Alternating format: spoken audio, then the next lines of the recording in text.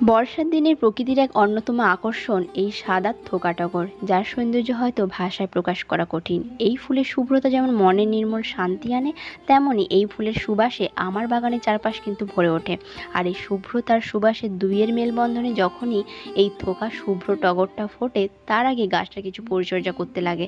যেমন ধরুন, আমি এই গাছটাকে ফেব্রুয়ারি মাসে সফট প্রুনিং করে দিয়েছিলাম এবং তাতে গোবর সার দিয়েছিলাম, এবং সেটা যেন 2 থেকে 3 বছরের পুরনো হয়। কাঁচা গোবর সার একদমই গাছে দেবেন না। হ্যাঁ, গোবর সারের সঙ্গে পটাশ মিশিয়েছিলাম এবং 8 দানা মতন ডিএপি দিয়েছিলাম। 12 ইঞ্চি টবের জন্য 2 মুঠো দিয়েছিলাম। এই বর্ষাকালে আবার এই গাছ নয়, শুধু সব গাছেই রেন বার্ন হয়, মানে ওই নতুন পাতা যখন বেরোয় দেখবেন অতিরিক্ত বৃষ্টিতে পাতাগুলো পচে পচে যাচ্ছে। তখনই কিন্তু আপনাকে ওই পাতাগুলোকে সরিয়ে আপনাকে কিন্তু ফাঙ্গিসাইড গুলে প্রতিটা গাছে দিতে হবে। তো এইভাবে পরিচর্যা করুন এবং ভরে ফুল পান, এবং সেই ফুলের সুবাসে ভরে উঠুক আপনার বাগান। আজকে তবে